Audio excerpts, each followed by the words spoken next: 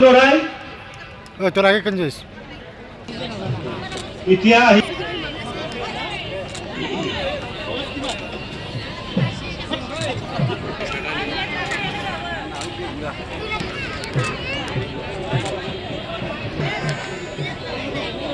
বিশ্ব শৰ্মা সঁচাকৈ এইটো আজি এটা গৌৰৱৰ বিষয় আমাৰ ফকলেগ্ৰামবাসীৰ কাৰণে, কিয়নো BPF দলে আমাৰ BPF যি নিৰ্বাচনী ইস্তেহাৰ আছিল, এই ইস্তেহাৰত আমাৰ BPF প্ৰধান মাননীয় শ্ৰীযুত হাগ্ৰামা মহিলাৰী দেৱ ছাৰে তেখেতে যি গেৰাণ্টি দিছিলে, এই গেৰাণ্টিত আমিও আছিলোঁ, তাৰে আমি অংশীদাৰ হয় BPF হিচাপে।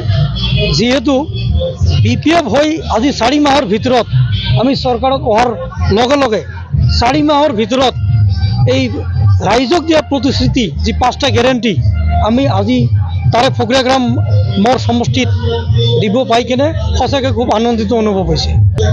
এইটোতো ৰাইজে ইতিমধ্যে বুজি পাইছে, কিয়নো এইখিনি 4 মাহৰ ভিতৰতে সমষ্টিত নোহোৱা কামবিলাকো হৈ আছে। আমি আজি ফকলেগ্ৰাম সমষ্টি হিচাপত আমি যেতিয়া নিৰ্বাচনী প্ৰচাৰ সভা সমিতিবিলাক কৰিবলৈ গৈছিলোঁ, তেতিয়া কিন্তু বিভিন্ন দলৰ নেতা কৰ্মী বা কেণ্ডিডেটে এটা অপপ্ৰচাৰ কিন্তু ৰাইজৰ মাজত চলাইছিলে যে BPFে ইয়াত জিকি গ'লে আপোনালোকৰ অৰুণোদয় কাটি দিব, বৃদ্ধ পেঞ্চন কাটি দিব, মাটিৰ পাট্টা নহ'ব, এনেকুৱা অপপ্ৰচাৰ চলাইছিলে। কিন্তু তাৰ ফলত কি দেখা পালে, আজি 4 মাহৰ ভিতৰতে যোৱা টাৰ্মছত ফকলেগ্ৰাম সমষ্টিৰ পৰা 7,000 মানুহে অৰুণোদয় পাবলৈ সক্ষম হৈছিলে। আজিৰ দিনত ফকলেগ্ৰাম সমষ্টিত BPF চৰকাৰ মই MCLA হোৱাৰ পিছত 17,000 মোৰ সমষ্টিত অৰুণোদয় দিবলৈ সক্ষম হৈছোঁ। এইটো কিমানখিনি ইনক্ৰিজ হ'ল। আৰু ফকলেগ্ৰাম সমষ্টিত ইতিমধ্যে মই মেজৰ 6টা PWD ৰাস্তা, 2টা প্ৰটেকশ্যন আৰু এটা RCC কালভাৰ্ট ইতিমধ্যে মই চেংচন আনি দি কিনে কামে আৰম্ভ হৈ গ'ল। গতিকে এইখিনিতে ৰাইজে বুজি পাইছে। আজি আমি যোৱা নিৰ্বাচনত আমি ৰাইজক কৈ আহিছিলোঁ, আমি 5টা গেৰেণ্টি দিছোঁ ৰাইজক, যদি চৰকাৰত আহে এইখিনি আমি কাম কৰিম। তো এই মৰ্মে আজি ৰেন পাট্টা দিয়া আৰম্ভ কৰিলোঁ আৰু আমাৰ যুৱকসকলক 2 লাখ টকা দিয়া, যিসকল আজি নিবনুৱা তেখেতসকলক আমি দিছোঁ। সেল্ফ হেল্প গ্ৰুপক আমি 15,000কে দিছোঁ আৰু IBS যিসকল আৰ্থিকভাৱে দুৰ্বল তেখেতসকলক দিছোঁ আৰু আমাৰ ডিজেবল আৰু চিনিয়ৰ চিটিজেন তেখেতসকলক 10,000 চেক দিছোঁ। যিটো প্ৰতিশ্ৰুতি আমি দিছোঁ আজি কাম কৰি দেখুৱাইছে।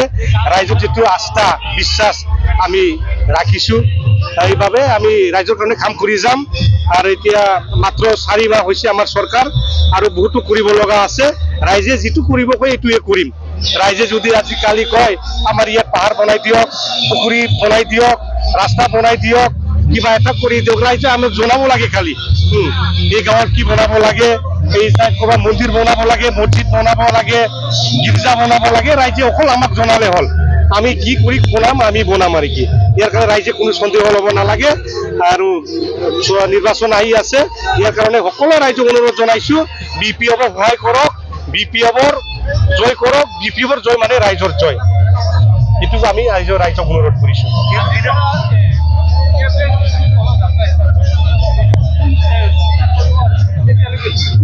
এইটো আমি পাৰ্টি জিলা হিচাপে কৰিছোঁ। আমাৰ BTCত পাৰ্টি হিচাপে 10টা জিলা আছে। আজি 25 তাৰিখৰ পৰা আৰম্ভ কৰি 10 তাৰিখত শেষ কৰিব। মানে কাৰণ আজি 13 তাৰিখত নৰেন্দ্ৰ মোদী ডাঙৰীয়া অহাৰ কথা আছে। ইয়াৰ আগতে আমি দিছপুৰ চলো যাত্ৰাটো শেষ কৰিম, ৰাইজৰ লৈ আগবাঢ়ি আছোঁ আৰু যিটো নিৰ্বাচনৰ মেছেজ ৰাইজক আমি আগবঢ়াই দিছোঁ।